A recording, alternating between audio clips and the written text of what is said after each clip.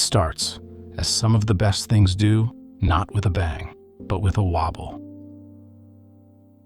A strange wooden frame, 2 wheels too far apart, and a hopeful inventor enthusiastically paddling it forward. There were no pedals, no chains, no brakes, just legs, determination, and an unwavering belief that rolling forward was inherently better than walking. This was not yet the bicycle, but it was close.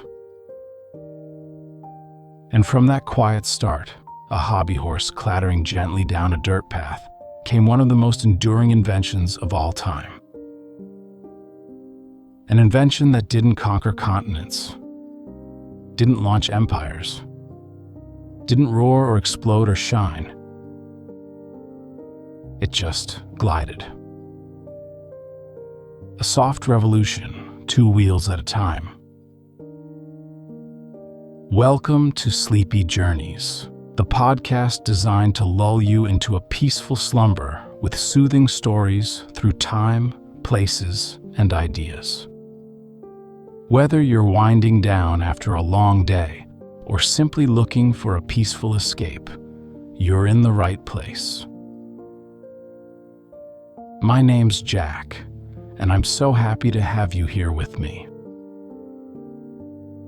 Each night on Sleepy Journeys, we set off together on gentle adventures designed to soothe your mind and ease you into rest.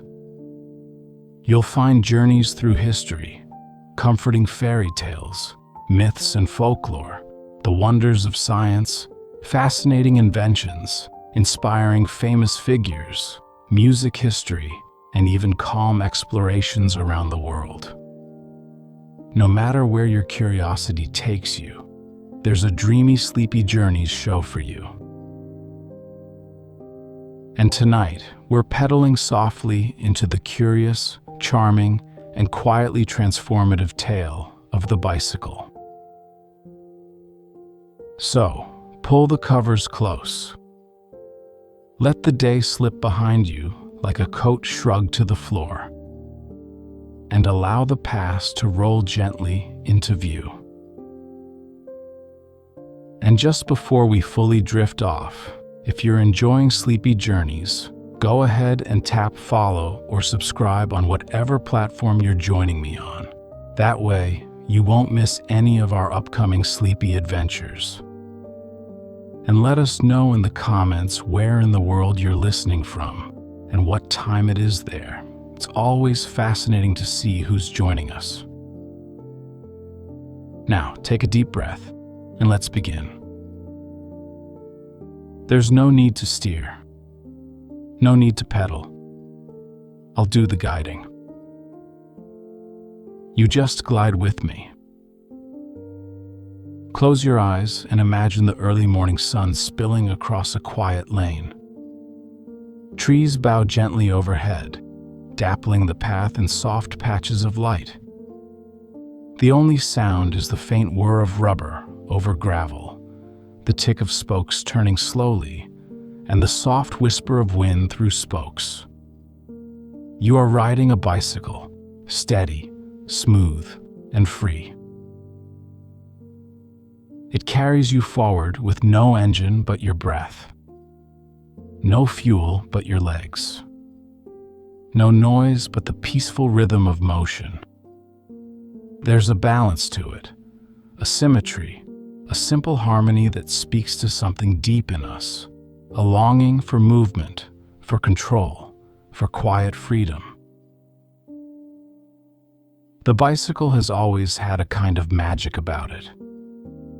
It asks for very little and offers so much: independence, simplicity, connection with the world around you. But like so many familiar things, its story is filled with gentle surprises, moments of wonder, invention, even silliness.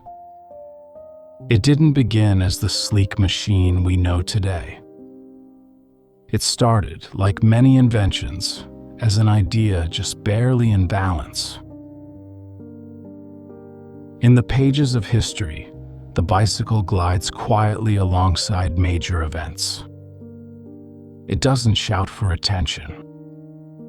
But in the soft revolution of its wheels, it has changed lives, communities, and entire cultures. Tonight, we'll coast through time together. From curious wooden contraptions to polished frames of carbon and chrome. From muddy footpaths to cobbled Paris streets. From village couriers to suburban paperboys. We'll meet inventors and writers, dreamers and designers. And all the while, the gentle sound of tires turning will guide us forward. There is no need to rush. No need to pedal fast. This is a sleepy ride, slow and smooth. A winding trail through ideas, balance, and soft revolutions. So rest your feet on the pedals, feel the handlebars steady beneath your hands, and let the breeze carry us. The story of the bicycle is ready to begin. Long before the bicycle became a symbol of freedom, fitness, and childhood joy, it was something far stranger. A wooden frame on wheels, with no pedals, no gears, and no brakes. And yet, it rolled. And in its quiet rolling, it planted the first seeds of something remarkable. It was the early 19th century in Europe, and the roads, such as they were dusty, bumpy, and slow. Horses were the main method of transport, but they were expensive to keep and feed, and in some regions, even their numbers had declined. It was in this setting that a curious contraption appeared, built not to dazzle, but to offer a simple alternative, a wooden vehicle you straddled and pushed forward with your feet. This was the Draisine, named after its inventor, Baron Karl von Drais. It was also known more playfully as the hobby horse or running machine. And it truly was just that, a frame between two wooden wheels, guided by a rudimentary handlebar, and powered by the user's feet paddling along the ground like a child on a balance bike. There were no pedals, no chain. Just the rhythm of feet and the quiet glide of wheels on dirt. Yet for all its simplicity, it was revolutionary in its own gentle way. Baron von Drais first demonstrated his invention in 1817, traveling several kilometers in a matter of minutes, astonishing onlookers. The machine didn't gallop like a horse. It didn't rattle like a carriage. It simply rolled, quietly and efficiently, beneath the steady push of the rider's legs. The frame was usually made of carved wood, sometimes elaborately painted. The wheels were iron-rimmed or wooden, and they creaked and clicked as they spun. But when the road was flat and the rider found a rhythm, the Draisine offered a strange, gliding sensation that felt almost magical. Like walking without walking. Like running without tiring. Of course, it wasn't perfect. The lack of suspension made every bump a little jarring. And without brakes, riders had to slow themselves with their feet, like children skidding to a stop on playground gravel. Still, the device sparked curiosity. Soon, versions appeared in England, France, and beyond. Some were toys for the wealthy. Others were tentative steps toward true transport. For a time, the streets of European cities saw these strange walking machines shuffling along, riders perched upright, legs flitting back and forth like dragonfly wings. It was a curious sight, a bit comical, but something about it stayed. People liked the feeling of moving themselves forward. They liked the control, the ease, the possibility. And though the hobby horse would eventually fall out of fashion, its spirit remained. That desire to glide, to balance, to go, powered not by steam or horse, but by your own rhythm, would quietly linger in the minds of inventors and tinkerers. The first wheel had turned. The streets of Paris in the 1860s were alive with the clatter of carriages, the soft murmur of footsteps, and, for the first time, the gentle click of something new, something with pedals. It was in this lively city, with its cobblestones and cafes, that the next turn in the bicycle's story quietly unfolded. Enter the velocipede, a name that meant fast foot, though it moved at little more than a determined stroll. Unlike the Draisines, this machine had evolved. It still bore the wooden frame and iron-rimmed wheels, but now, a simple yet transformative feature had been added: pedals attached directly to the front wheel. The man most often credited with this innovation is Pierre Michaud, a French carriage maker who, along with his sons and business partner Pierre Lallemand, began manufacturing these new machines in the early 1860s. There is some gentle debate over who first conceived the pedal system. Lallemand even took the design to America and filed a patent. But in the softly lit workshops and bustling factories of France, the velocipede began to take recognizable shape. It was often called the bone shaker, a name earned with affection and a wince. The metal tires on wooden wheels offered little comfort, especially on Paris's uneven roads. Riding one meant feeling every stone, every seam in the pavement. But for many, the thrill of riding outweighed the rattle. The feeling of pedaling forward, no longer pushing along the ground, but turning gears, was something entirely new. It felt mechanical, yet personal. It felt like progress.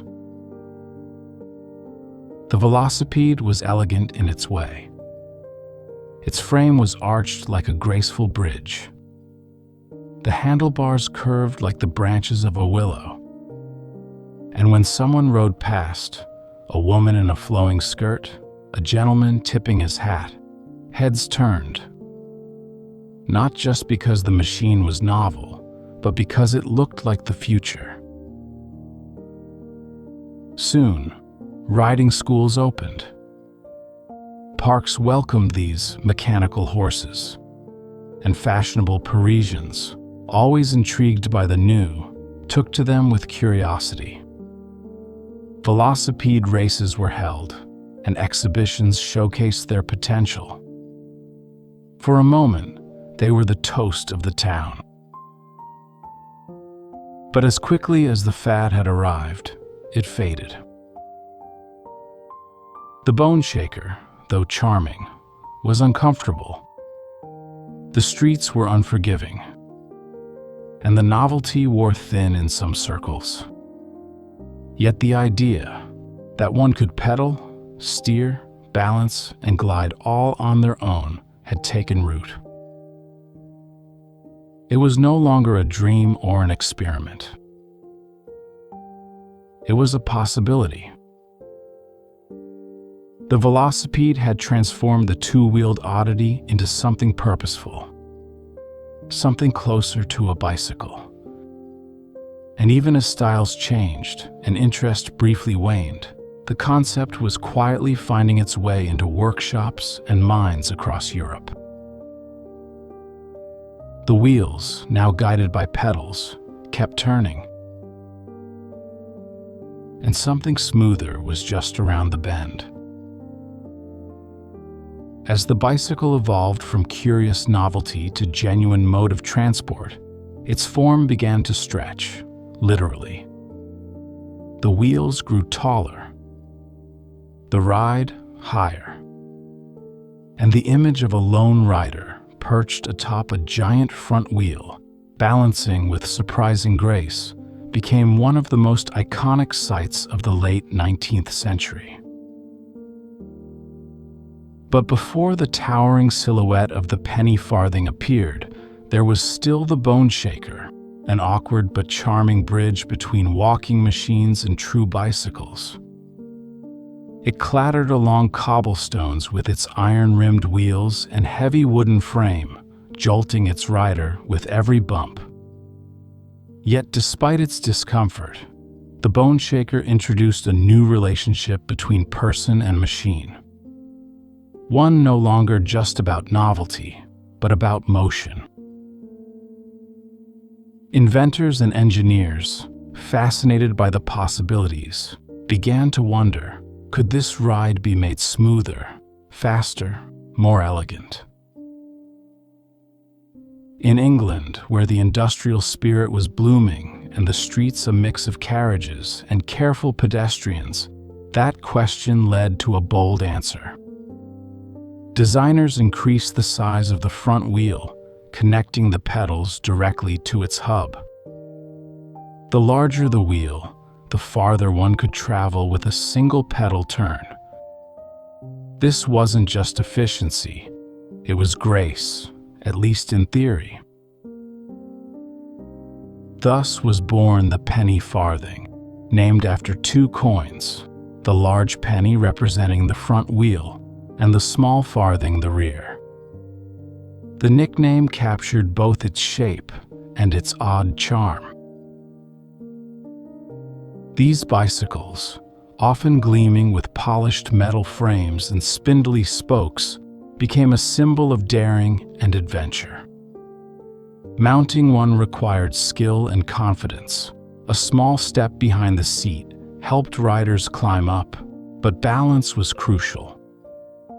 Once in motion, however, the ride could be surprisingly smooth. The large front wheel glided over small obstacles and allowed impressive speed on long, straight roads. Riders described the experience as floating above the world. The streets became quieter from that height, the wind touched differently, and the sense of control was both thrilling and fragile. Falls were not uncommon. A sudden stop could pitch a rider forward in what came to be known, a bit too cheerfully, as taking a header. Still, the penny farthing captured imaginations. It wasn't just a machine, it was a statement. Young men raced them through towns. Enthusiasts rode them for miles, their coattails flapping behind like flags. The bicycle had become more than a curiosity. It had become an experience. But it was not yet practical for everyone. Its height, weight, and danger made it inaccessible to many, particularly women and older riders. It was a step forward, but not the final form. Still, the penny farthing brought something essential to the story of the bicycle, a sense of excitement, of joy, of possibility balanced on a wheel. And just as riders learned to balance high above the road, engineers continued to work quietly below, seeking a design that would bring the ride back down to earth without losing any of its magic. Progress often arrives not with a flash, but with a quiet hum, a soft turning of gears, a smoother roll beneath your feet. As the towering age of the penny farthing began to wane, inventors returned to the drawing board, seeking something safer, more balanced, and better suited for all. And from this calm pursuit came two simple but transformative ideas: the chain drive and the rubber tire. The penny farthing's direct drive system meant that the pedals turned with the wheel. To go faster, the wheel had to be larger. But what if the power of the pedals could be transferred in a different way? What if a rider could stay low to the ground and still travel far with each turn? The answer was a chain. A loop of metal links wrapped around sprockets, connecting the pedals to a rear wheel instead of the front. This allowed the front wheel to shrink and the frame to lower, bringing the rider back to a more comfortable, stable position. No more teetering above the street. No more mounting like climbing a small ladder. Now, one could sit upright, feet closer to the ground, and ride with ease. The chain drive introduced a quiet grace to the ride. Pedaling became smoother, more consistent. Balance was easier to find. Riders could coast, glide, and even gently brake. With the rider's weight more evenly distributed, control improved dramatically. The bicycle was no longer just a thrill-seeker's sport. It was becoming a true tool for transport. At the same time, another innovation was softening the ride even further. The earliest bicycle wheels were made of metal and wood, beautiful but harsh. They transmitted every stone, every dip in the road, directly into the rider's bones. But in the late 1880s, an Irish veterinarian named John Boyd Dunlop reimagined an old idea: the pneumatic tire. By wrapping a wheel in a hollow rubber tube filled with air, Dunlop transformed the experience. Bumps were absorbed. Vibrations dulled. The ride became something new, not just efficient, but comfortable. Instead of clattering over cobbles, the bicycle now whispered. Together, the chain drive and pneumatic tire formed the foundation of the modern bicycle. The high wheel era faded, replaced by the safety bicycle, a term that may sound dull, but meant everything. It was safer, yes, but also more inclusive, more accessible, more refined. Break. Time 2.0s. The bicycle was no longer a novelty or an experiment. It was a quiet triumph of design. Shops began to fill with models for all sizes and ages. Streets and pathways welcomed a more varied range of riders. And as these smoother, softer machines rolled out across cities and towns, the bicycle began to reveal something even more powerful than speed. Freedom.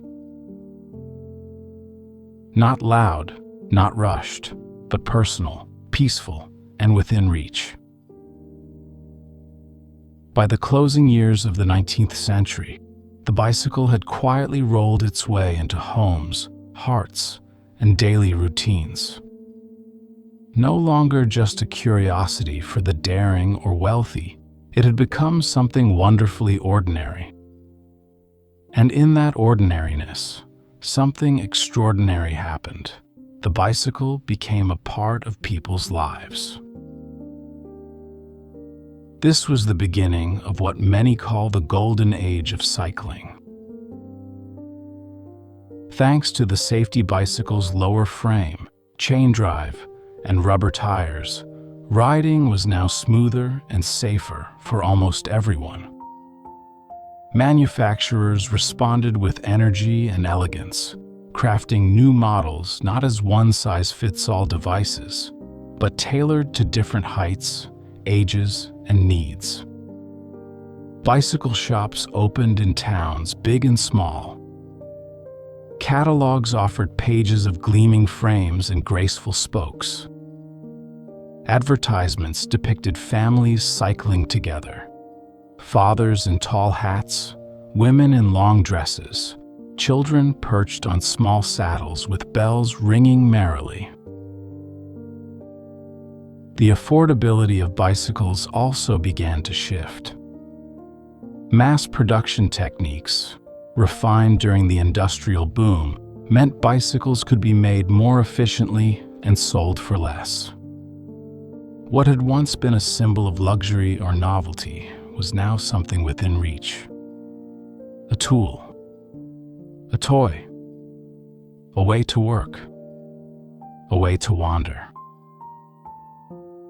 People rode for every reason. Shop clerks and factory workers pedaled to work, their briefcases tucked into woven baskets. Messengers zipped between offices and districts, their wheels humming quietly across brick-paved roads. Postmen delivered letters by bicycle. Doctors carried their satchels from house to house on two wheels. Couriers, bakers, policemen. The bicycle was everywhere, and it moved not with fanfare, but with familiarity. It brought freedom to young people, especially in rural areas.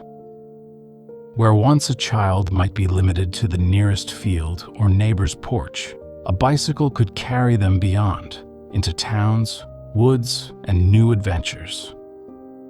Roads that once seemed long became manageable. The world felt closer. The future reachable.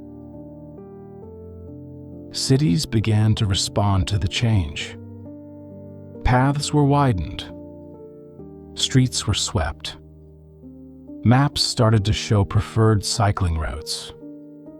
Cycling clubs formed, friendly, sociable groups where people met not to race, but to meander. To pedal beside one another and take in the scenery. The journey became as important as the destination. And the beauty of it all was in its silence. Bicycles didn't roar or pollute or dominate space. They glided. They hummed. They were as much a part of the landscape as the road itself. They brought people together, through travel, through work, through shared movement. And in doing so, they transformed the way communities were shaped. All without ever making much noise. The bicycle had become something simple and essential. A vehicle, yes, but also a symbol. Of self-powered freedom. Of motion available to everyone. Of a quieter, more connected world. It had rolled out of invention and into identity. And its gentle revolution had only just begun. In the hush of winding lanes and the rustle of wheels on earth, a quiet revolution took shape, not shouted from pulpits or podiums, but whispered through spokes and felt in the rhythm of the ride. As the bicycle found its place in daily life, it also became a powerful and peaceful agent of change, particularly for women. At a time when corsets were tight, skirts were long, and lives were often confined to the home, the bicycle offered something beautifully simple: independence. To ride a bicycle meant choosing your own path. It meant moving through the world at your own pace. It meant leaving the front gate behind without a carriage, without a chaperone, without permission. In the 1890s, as the safety bicycle rose in popularity, so too did its impact on women's lives. No longer was cycling the exclusive domain of daring men or sporty gentleman. The new frame design, lower, safer, and easier to mount, opened up the road to women of all ages. And with it came changes both subtle and sweeping. Clothing, for one, began to shift. Riding in layers of petticoats and tightly boned corsets was not only uncomfortable, it was dangerous. So practical attire emerged: bloomers, divided skirts, lighter fabrics. These weren't just fashion statements.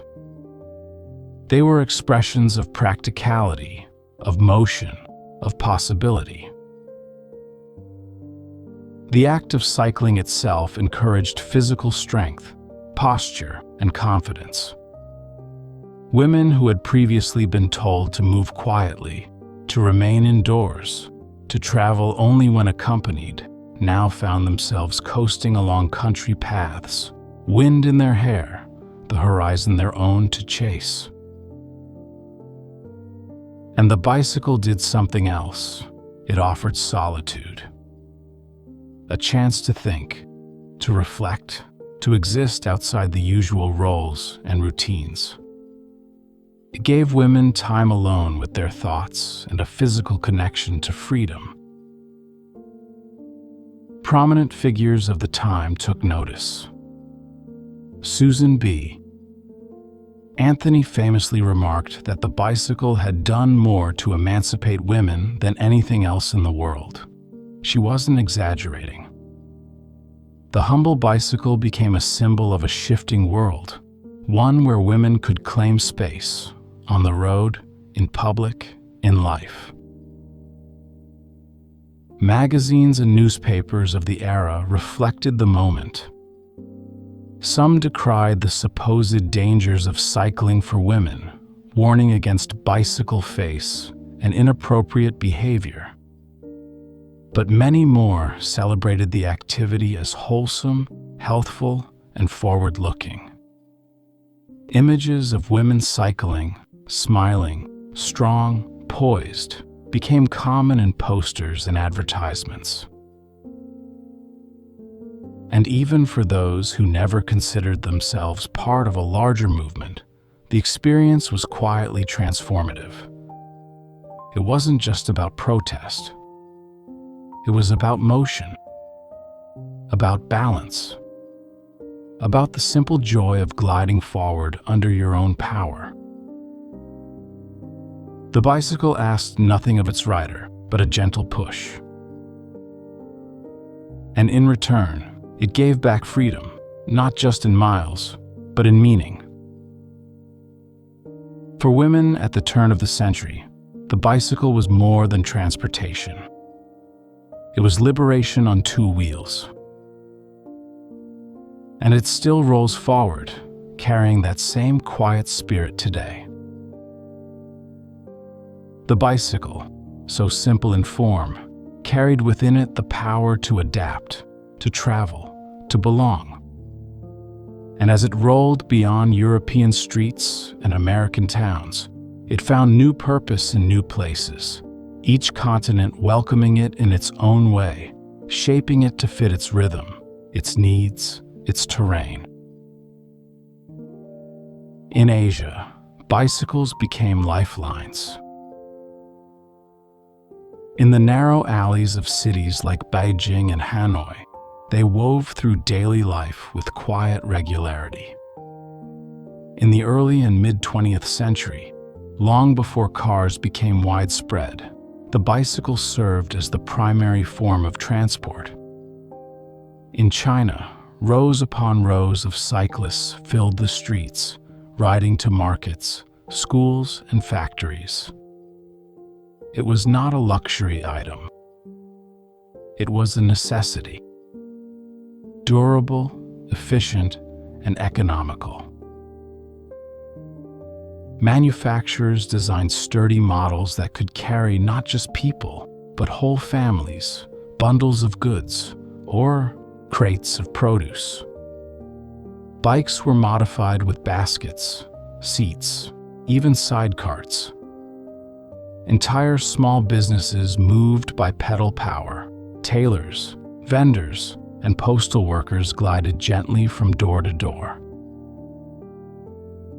In India, too, the bicycle offered quiet revolution. It became a way for students to reach faraway schools, for midwives and doctors to serve rural areas, for workers to connect villages to cities. In a landscape where distances were vast and roads sometimes poor, the bicycle was dependable. It asked for little, just care and effort, and returned so much. Across Africa, bicycles carried not only people, but dreams. In rural areas, where cars were few and walking took hours, a bicycle meant access. Access to education, to healthcare, to markets. It connected scattered communities. It became a bridge between need and opportunity.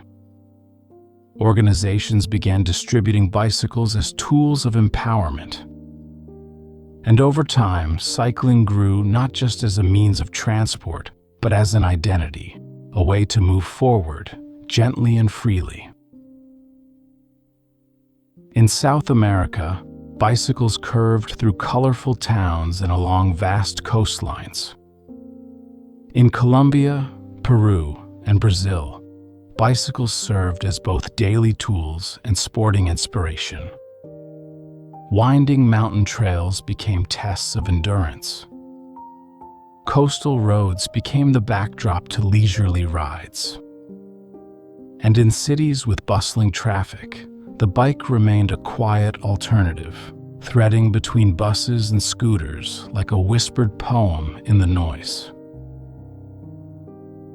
Even in the Middle East, where desert winds whisper over ancient paths, bicycles found their way. In cities and refugee camps alike, they offered motion, normalcy, independence. And in Oceania, bicycles fit naturally into the laid-back rhythm of life. In towns and islands, they became symbols of simplicity, of connection with nature, of a slower, kinder way to move. Wherever the bicycle traveled, it adapted.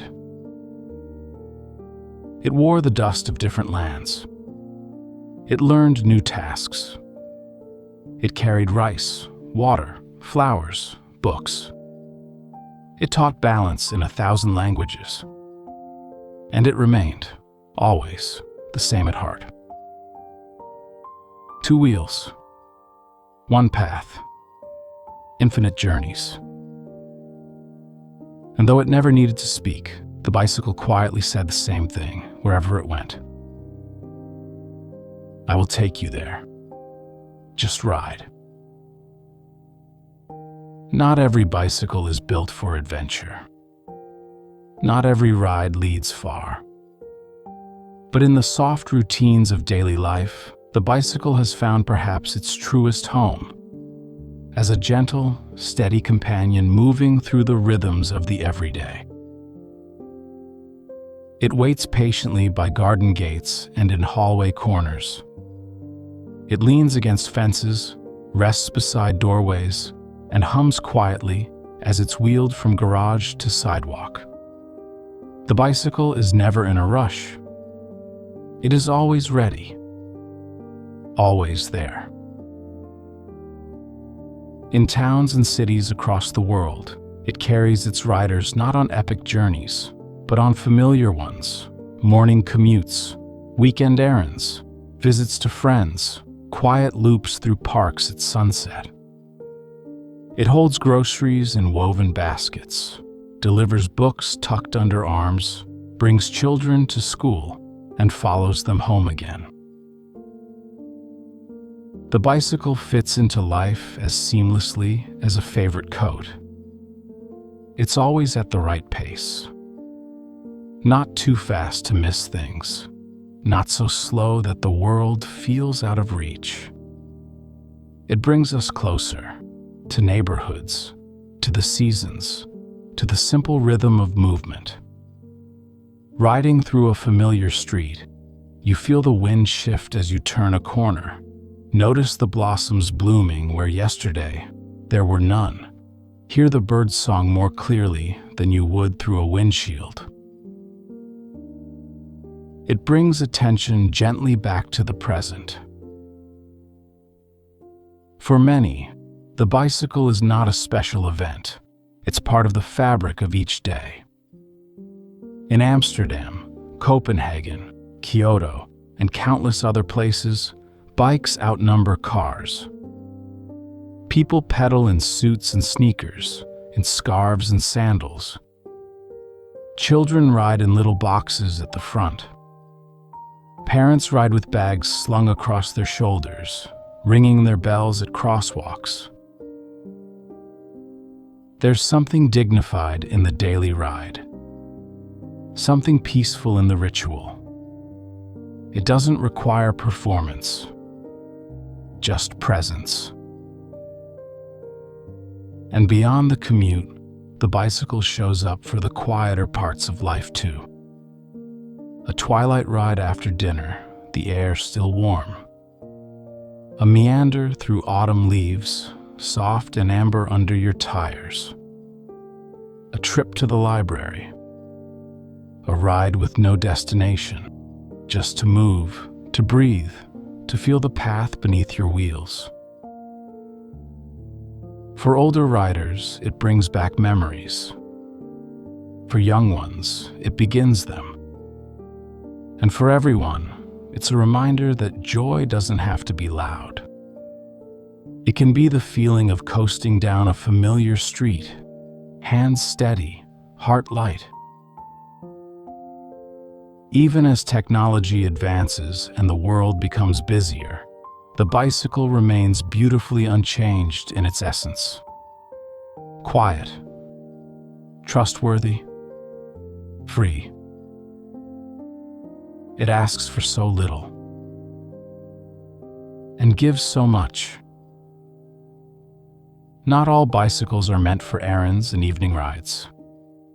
Some are built to chase horizons, to glide over mountain passes, or to feel the wind as a blur rather than a breeze. And as the 20th century unfolded, a new chapter of the bicycle's story began, not just in how it was built, but in what it inspired. Cycling became more than transport. It became a quiet celebration of motion itself. Racing was one of the earliest expressions of this new energy. From cobbled European roads to velodromes echoing with the soft whir of wheels, cyclists began to gather, not to compete with engines or machines, but with themselves, with the wind, the gradient, the distance. The Tour de France, first held in 1903, was not born out of spectacle alone, but from a dream to test human endurance across countryside and mountain, through villages and cities. Riders pedaled for days through fog and rain, their bikes heavy, their gear minimal.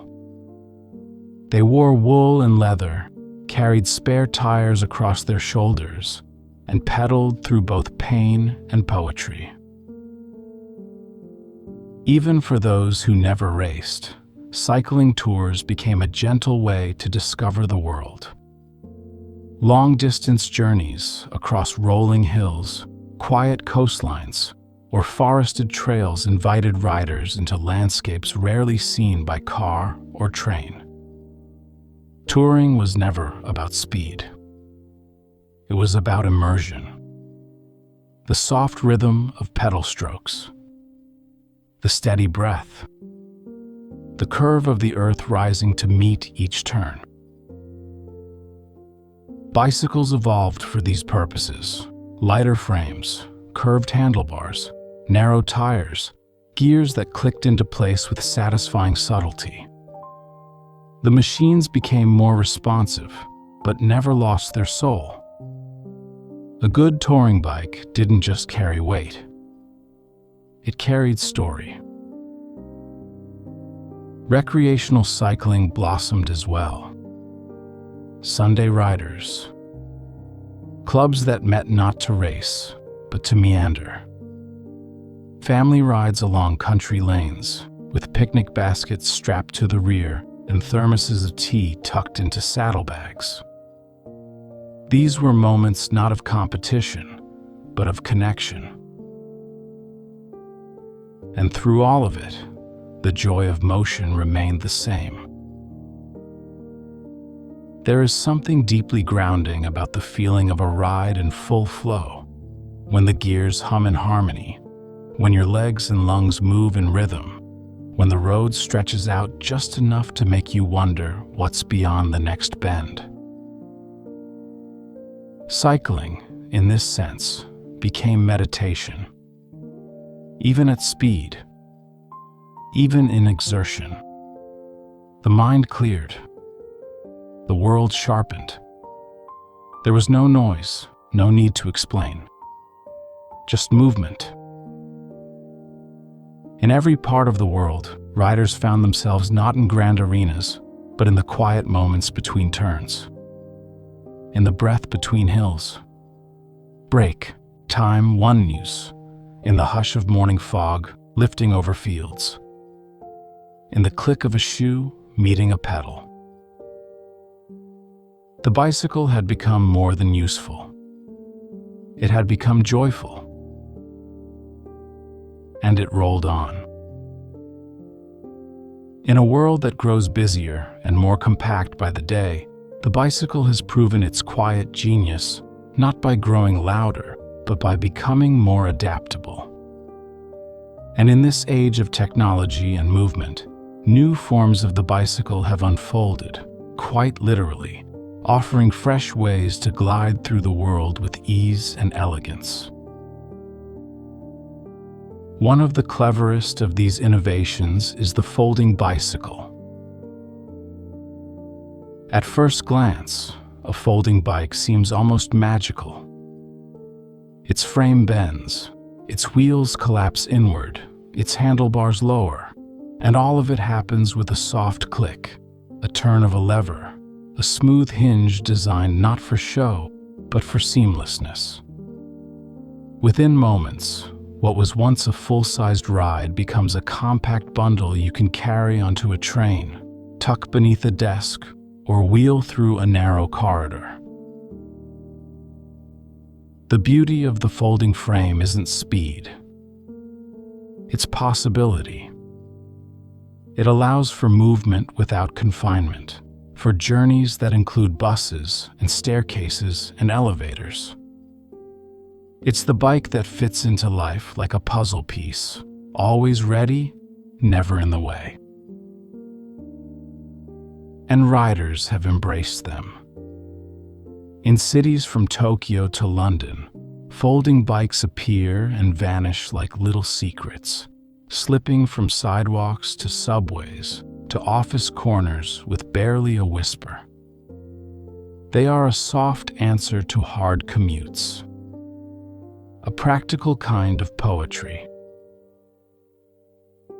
Not far behind came another evolution, one that quietly redefined what a bicycle could be: the electric assist. The e-bike doesn't roar. It doesn't race. It simply helps.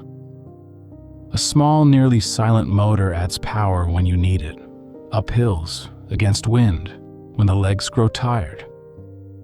It doesn't take over the ride. It joins you, encourages you, makes the impossible feel easy. For commuters, e-bikes turn long or strenuous journeys into gentle glides.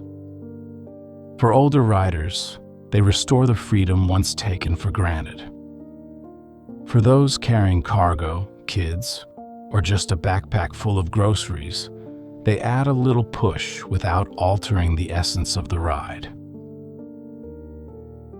And like all great bicycles, they come in many forms: sleek urban frames, sturdy cargo designs, even folding e-bikes that blend the best of both worlds. These innovations haven't erased the charm of the classic bicycle. They've enhanced it. They've whispered, rather than shouted, that a bike can be both timeless and modern. That it can change without losing its soul. With electric assistance, the journey is a little easier. With folding frames, the path a little more flexible. But the feeling, the balance, the breeze, the breath remains unchanged. And in cities where space is precious, where the pace is quick and the air sometimes thick, these gentle advancements have allowed the bicycle to keep pace without losing its serenity. The bicycle rolls on, not just over roads, but into the folds of modern life. Quiet. Brilliant. Unfolded. The city stirs beneath the morning sky. Buses rumble, lights change, and footsteps echo on concrete. But between the noise and the motion, a softer rhythm moves through the streets. The quiet hum of tires on asphalt. The subtle whir of a chain. The presence of a rider, upright and calm, weaving gently through the lanes. This is the bicycle's place in the modern city, not as a relic, but as a quiet revolution in motion. Today's urban landscape is often fast and full. Cars idle at red lights. Trains come and go. Sidewalks teem with life. And in the midst of it all, more and more people are choosing bicycles, not for speed or spectacle, but for balance. The bicycle has become a symbol of sustainable living. It uses no fuel but your own breath. It leaves no smoke, no engine noise, just a faint echo of spokes and the breeze that follows. In an age where emissions rise and cities warm, the bicycle is a soft answer, a way to move without harm. And cities are listening. Bike lanes now trace paths once meant only for cars.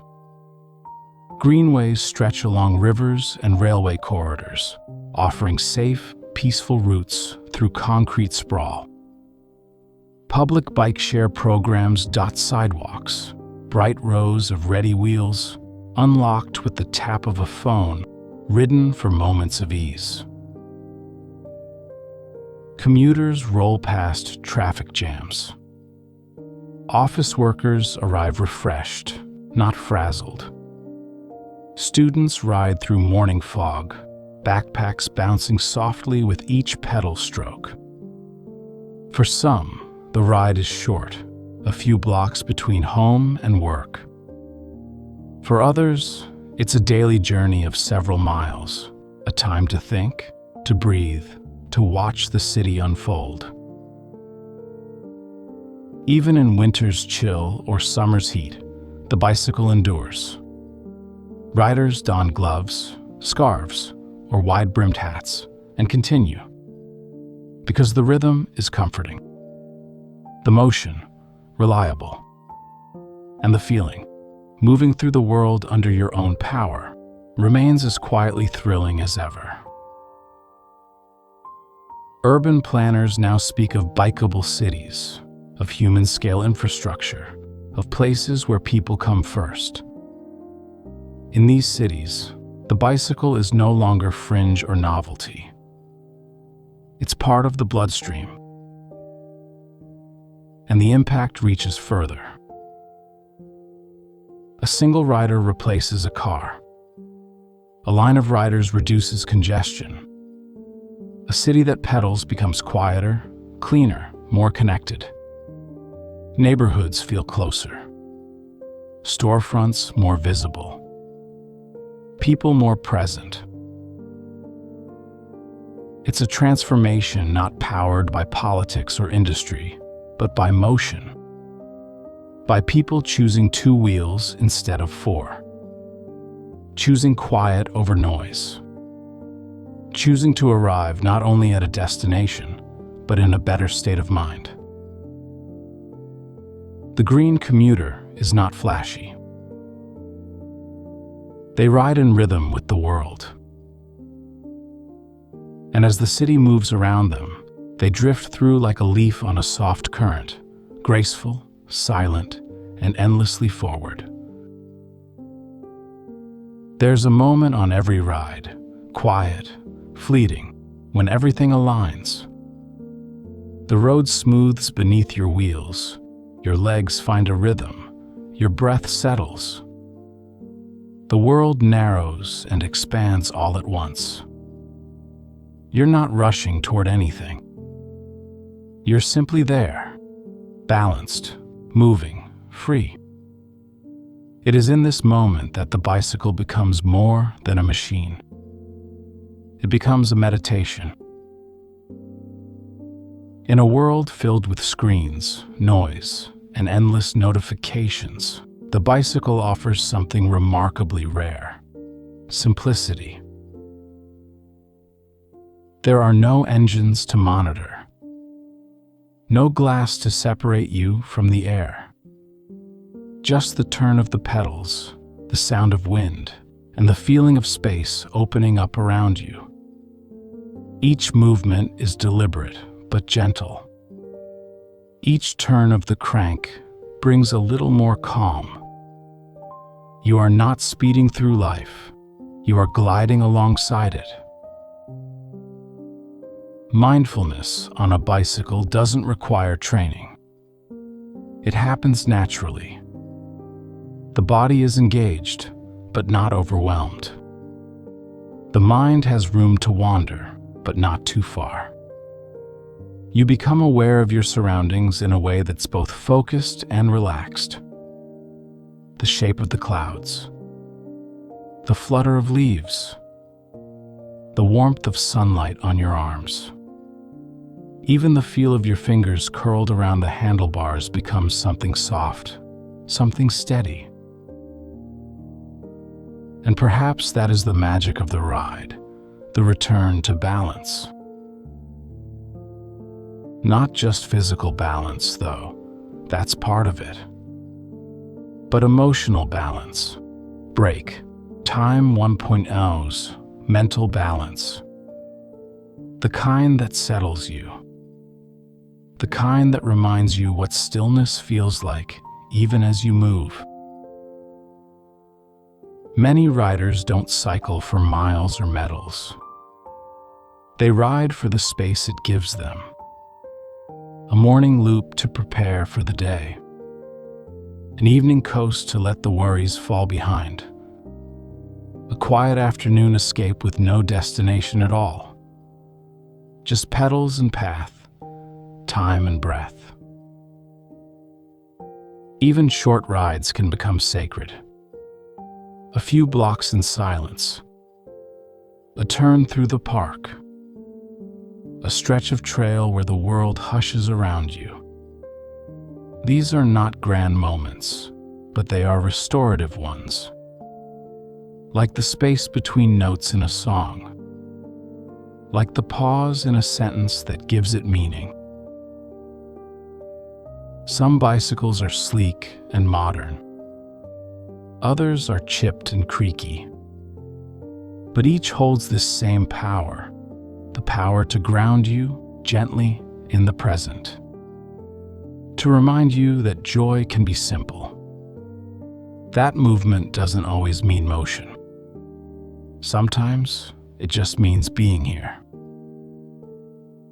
On 2 wheels, we return to something older than technology and faster than walking. A way of traveling that feels human, whole, peaceful. And long after the ride ends, the calm it brings often lingers. In your breath, in your step, in the way you carry the rest of your day. Because when the world spins too fast, sometimes all it takes to slow down is a ride. The road narrows now, not in challenge, but in comfort. The wind softens, the trees lean close, and the rhythm of the wheels begins to slow. Our journey through the story of the bicycle draws to a quiet end, not with a sprint or a skid, but with the soft exhale of motion coming gently to rest.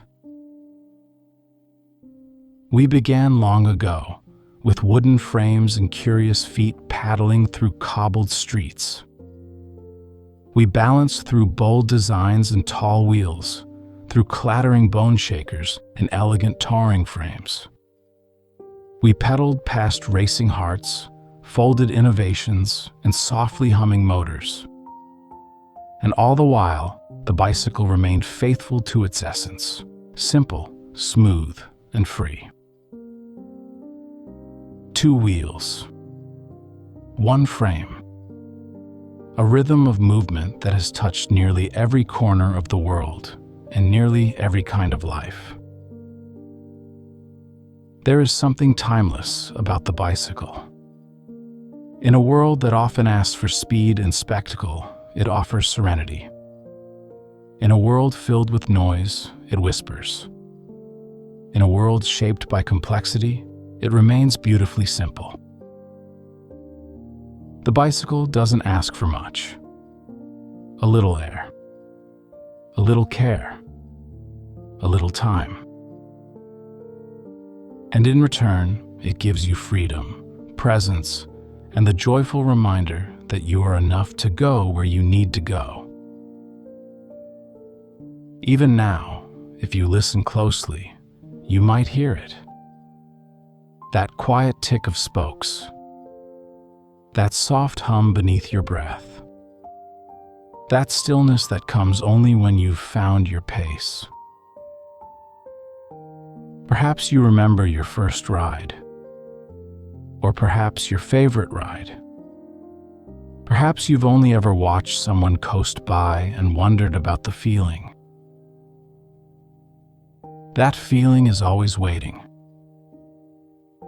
Whether on a winding mountain road, a village lane, or the narrow hallway of your own memory, the bicycle is always ready.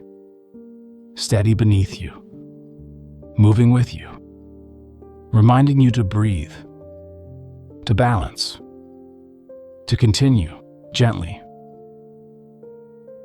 So as your thoughts settle and your breath deepens, let the story of the bicycle become part of your rest. Let the memory of movement cradle you. Let the calm of the ride lull you into stillness. No need to pedal now. No need to turn. Just coast. And let sleep carry you the rest of the way. Thank you for joining me on tonight's journey. I hope it brought you a little peace, a little wonder, and a little closer to rest. Until next time, sweet dreams.